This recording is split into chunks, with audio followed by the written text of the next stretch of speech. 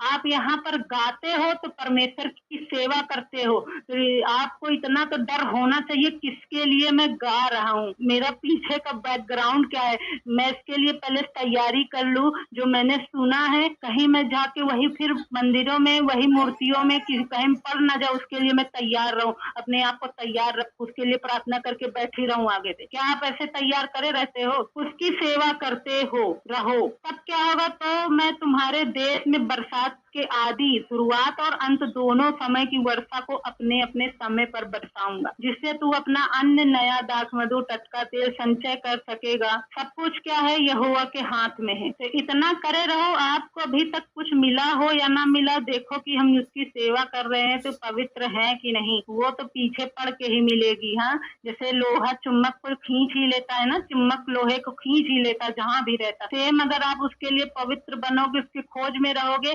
सारी वस्तुएं, इसमें लिखा है सारी वस्तुएं तुम्हें मिलेंगी, सारी जरूरतें। अगर इंग्लिश में खोल के पढ़ेंगे तो वहाँ लिखा है add, add, ADD, add, add मतलब जोड़ दी जाएंगी, तुम्हारे पीछे पड़ के मिलेंगी। वो जैसे होता ना, किसको मिलेंगी? जो धर्म में नहीं चलते, जो श्राप में है, बंधन में है, बीमारियों में है, व्यभिचार में, उनको पीछे पड़ के बरकत मिलेगी जो स्वर्ग से आती है। हाँ, कभी मिलेगी उनको तो वही श्राप मिलेगी, बार बार वही बीमारियां आएंगी, बार बार वही चीज पीछे पड़ के मिलेंगी ना, उनको वही बीमारी बार बार पीछे पड़ेगी, वही दिक्कत, वही मौत बार बार पीछे पड़ के मिलेगी ना, क्योंकि वो तो धर्म की खोज कर ही नहीं रहे हैं, पाप की खोज कर रहे हैं, शैतान की खोज कर रहे हैं, तो वही तो पीछे पड़ के मिलेगी। वो बीमारी बार बार पीछे पड़ेगी, 2 महीना ठीक होंगे, तीसरे महीना फिर वो पीछे पड़ जाएगी, लगातार वही पीछे पड़ पड़ के मिलेगी। अब जब उसके धर्म और खोज में नियम को, विधि को मानते, पवित्र उसके लिए बने रहोगे, तो आपको इसकी चिंता करने की जरूरत नहीं है कि पता नहीं मिलेगा कि नहीं। एक शराब की तरह जैसे पाप में काम करता है, इसी तरह एक आशीष की तरह आपके जीवन में काम करेगा, शराब की तरह ये पीछे पड़ पड़ के मिलेंगी। कि जैसे तुमने बोया है वैसे काटोगे, तुमने उसका कत्ल किया है तो अब वो शराब तो तुम पीछे पड़ पड़ के मिलेगी, वो चलता ही रहेगा। हाँ, वो होता रहेगा, तुम्हारे परिवार में वो तलवार चलती रहेंगी, पीछे पड़ पड़ के मिलेंगे। सेम ऐसे आप उसके धर्म और खोज के रहोगे तो वो पीछे पड़ पड़ के मिलेंगे। इतना देगा,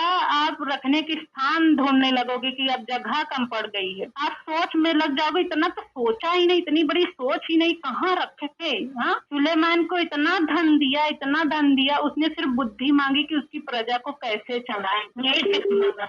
परमेश्वर ने इसको इतना धन दिया, इतना धन दिया, उसकी गिनती ही नहीं रह गई। कुछ चीज की क्या होता है, धन रहता है, अच्छा गिनती लिख लेते हैं, उस व्यक्ति के अधिकार में है, वहां से इतना सोना आया ये लिख लेते हैं, यहाँ से उतना आया, यहाँ से उतना। अब जब अनगिनत आने लगे तो भाई उसका कोई लेखा होता है क्या? हाँ, अब आपको मैं कह दूं अपने बाल को गिनो, गिन लोगे? नहीं ना, अनगिनत है। तो सेम जब वो इतना चीज देने लगेगा, आपको रखने की जगह ही नहीं रहेगी, गिनने की औकात ही नहीं रहेगी। व्यवस्था विवरण 5 अध्याय में आप देख लेंगे, उसकी 10 आज्ञाएं हैं। मुझे छोड़ दूसरों को परमेश्वर करके ना मानना। अब क्या है, हम जान गए सच्चा परमेश्वर तो यही है, मगर हमारे अंदर वो लालच काम कर रही है ना, वो मनुष्य का डर काम कर रहा है ना। यहाँ जैसे लिखा है 17 में, तू हत्या न करना, तू व्यभिचार न करना, तू चोरी न करना। अगर आप परमेश्वर के भवन में यहाँ पर आप गाते हो तो ध्यान दो। हाँ, क्योंकि उसकी आप जो गा रहे हो तो सब लोग सुन रहे हो, स्पिरिट इम्पार्टेशन होती है। कहने का मतलब परमेश्वर का, तुम्हारे कारण से 5 लोग गिर गए हैं तो परमेश्वर क्या करेगा, तुम्ही से लेखा लेगा ना। तू हत्या न करना, तू व्यभिचार न करना, तू चोरी न करना, तू किसी के विरुद्ध झूठी साक्षी ना देना, तू ना किसी की पत्नी का लालच करना। क्या है, मेरी तो पत्नी दिन भर लड़ती रहती है, इससे बढ़िया पड़ोसी की पत्नी बहुत अच्छी है, काश परमेश्वर इसी तरह का मुझे दिया होता। अरे वो भी आ जाती, फिर भी तुम्हारे साथ वही ही हाल होता। हाँ, क्योंकि तुम्हें संभालने का ढंग नहीं है, गलत उसमें नहीं है। वो क्या लिखा है, तू ना किसी की पत्नी का लालच करना, ना किसी के घर का लालच करना।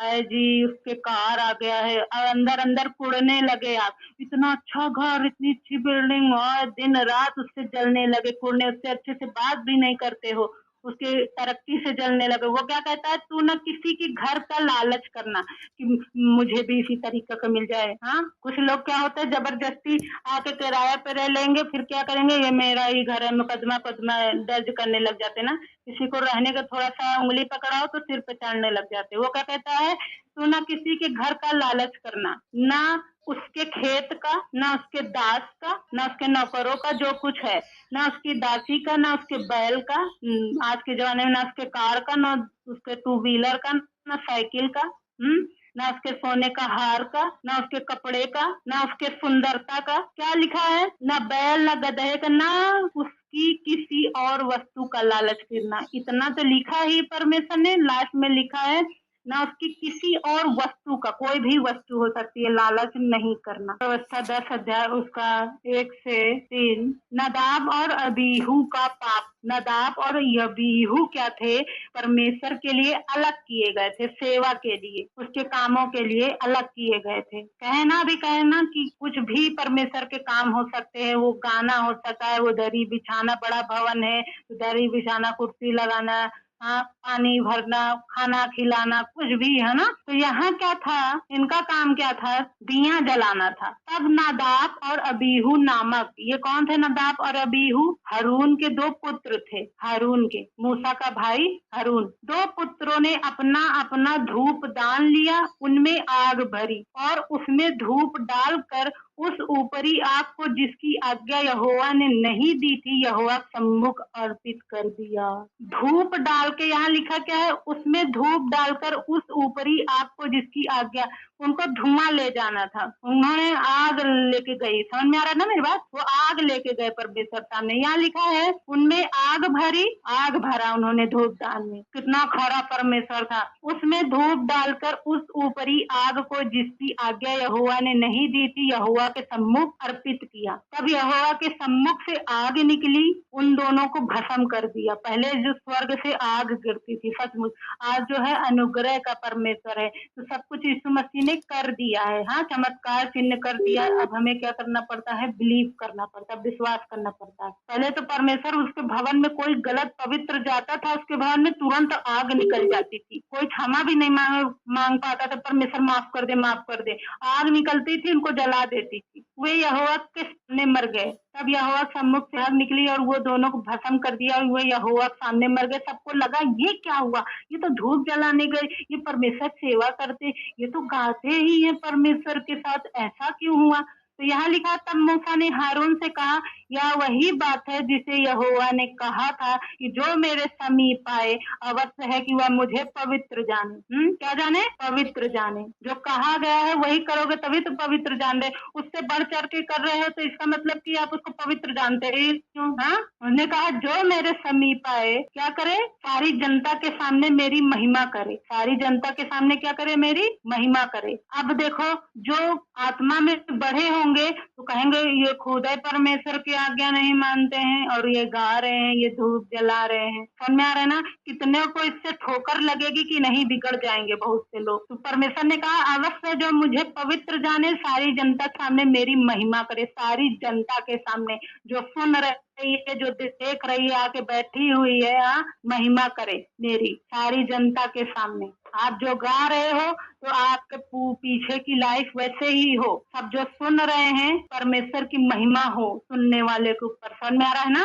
फिर लास्ट है यूहन्ना 12 अध्याय। कहने लगा, यह इत्र 300 दिनार में बेचकर, 300 दिनार, 1 दिनार मतलब क्या होता है? 1 दिन की मजदूरी को 1 दिनार बोलते हैं। तो 300 दिनार गुड़ा कर लो, लाखों का ही वो परफ्यूम रहा होगा इत्र उसके पास। अगर मेरे लोग तो ऐसे ही रखते हैं। तो 300 दिनार में बेचकर कंगालों को दिया। वो कह रहा था कि ये जो परफ्यूम है, इसको बेच के दशमांश को, दान को बेच डाला जा सकता है कंगालों के लिए। वो यहूदा इस्करियोती कह रहा था। उसने यह बात इसलिए नहीं की कि उसे कंगालों की चिंता थी। उस चेले को कंगाल की चिंता नहीं थी, वो लालची था वो, परंतु इसलिए कि वह चोर था। उसके पास उनकी थैली रहती थी, जो दान दशमान डालते थे तो यहूदा रखता था थैली को, दान को, और उसमें से निकाल लिया करता था। चोर था वो। यहाँ लिखा है, उसने यह बात इसलिए नहीं कही कि उसे कंगालों की चिंता थी, परंतु इसलिए कि वो चोर था। उसके पास, वो सोचा कि इतना महंगा, वही लोग तो 100 रुपए का 10 रुपए लाग रहे हैं, कितना चोरी कर लेंगे, पता चल जाएगा थैली में से।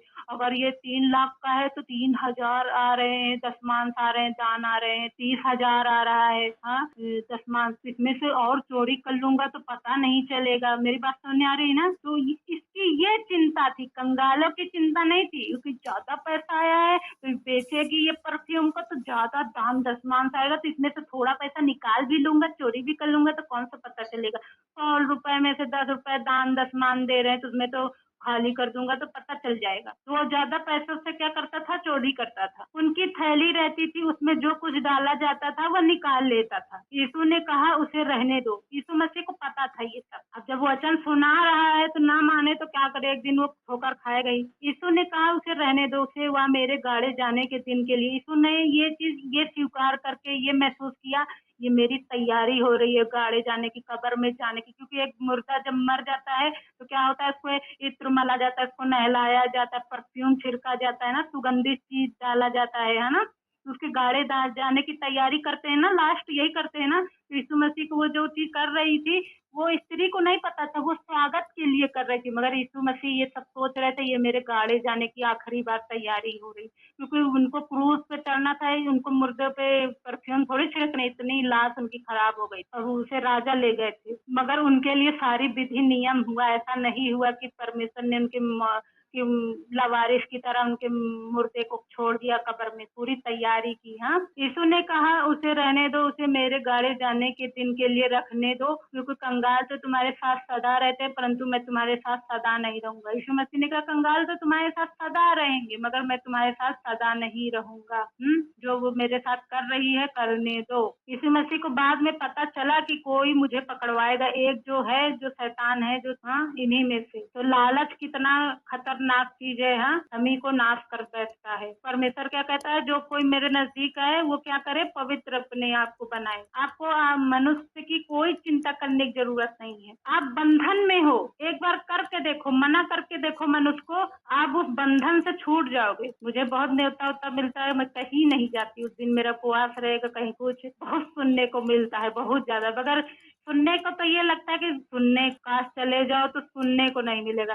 एक चीज ये हो जाता है कि मैं इनके बंधन में नहीं, मैं आजाद हूँ, इनके हूँ, इसके नीचे नहीं हूँ। एक ने न्योता देखा है, आप नहीं आए, सब लोग आए, आपको तो घर में अकेले ही छोड़ दिया, आप काम करने के लिए रहते हो हरदम घर पे। कहा मैं ही नहीं गई, ये कहा मैंने ऐसे थोड़ा बोला। तो एक बार मना करके देखो। आप ऐसा इसलिए करो क्योंकि आपके अंदर फिर बहुत चीज है, शैतान का डर होता है, मनुष्यों का भी डर होता है, वो भी बंधन है जो परमेश्वर में बढ़ने। अगर वो मनुष्य का बंधन नहीं है तो फिर रोकता क्यों है परमेश्वर के वचन में चलने से, ये बताओ। अगर नहीं रोकता है तो जाओ करो, सब रोकता है, ये बंधन है। इसीलिए तो ये बंधन से आजाद होना बहुत जरूरी है, ताकि आप सबसे अलग दिखो। ताकि इस सबसे जब आप अलग रहोगे तो आप अपना फोकस लगा पाओगे, आपकी आंखें खुलती जाएगी धीरे धीरे कि अच्छा इस चीज में दिक्कत है, ये चीज होना चाहिए परमेश्वर, ये चीज। प्रार्थनाओं में आपका फोकस बढ़ेगा, समझ में आया ना। आप अपने घर को और अच्छे से चला पाओगे। कुछ लोग होते साल के 320 दिन तो घर से बाहर ही रहते हैं, उनके घर में क्या चल रहा है, बच्चे बिगड़ रहे हैं, घर में कहाँ दुष्ट काम कर रहा है, घर पे ध्यान ही नहीं है। जैसे एक आदमी घर का मुखिया अगर शराब पीने लग जाए, क्या घर में शराब चल रहा है, बच्चे भुखमरी से मर रहे हैं, खानों से मर रहे हैं, क्योंकि वो घर से बाहर है, वो लोगों के फिक्र में है, वो शराब का उसको लालच है, नशा है, उसको नशे से प्रेम है। तो आपका मनुष्य से प्रेम है तो घर पे कहाँ ध्यान दे पाओगे। जब घर पे ध्यान ही नहीं दे पाओगे, मनुष्य का बंधन है तो घर पे ध्यान ही नहीं दे पाओगे। तो इस चीज में प्रेम ना करे कि उसने मुझे ये चीज दिया तो मुझे भी देना पड़ेगा। आप उससे बढ़ के ही रहो, वो प्रेम करे या ना करे हमें करना है, हम एक्स्ट्रा ही रहेंगे। तब इस बंधन में आप नहीं रहेंगे। चलिए परमेश्वर का धन्यवाद है, आज का वचन जो आपके हृदय रूपी पटिया में बचा है, अगर आपके हृदय में जो चीज छुआ है उसे तौबा करे, जो भी गलती जो भी हुआ है उसे तौबा करे, दोबारा उसे ना दोहराए, परमेश्वर से वादा करे, फजल मांगे। आपको उसके लिए उपवास करना पड़े, प्रार्थना करना पड़े, मनुष्य के बंधन से छूटने के लिए कुछ भी करना पड़े, आप करे, उसके लिए आप प्रार्थना भी करवाएं, उस पर विश्वास करें, जो आपके लिए प्रार्थना होती है उस पर भी विश्वास करें। धन्यवाद परमेश्वर, धन्यवाद गुरु यीशु मसीह को करते हैं पिता परमेश्वर, आज का वचन जो इनके हृदय रूपी पटिया में बस गया है, कोई अंधकार की शक्तियां इन्हें चुराने ना पाए परमेश्वर, भरमाने ना पाए पिता परमेश्वर। धन्यवाद करते हैं पिता परमेश्वर, धन्यवाद धन्यवाद धन्यवाद पिता परमेश्वर, हालेलुया।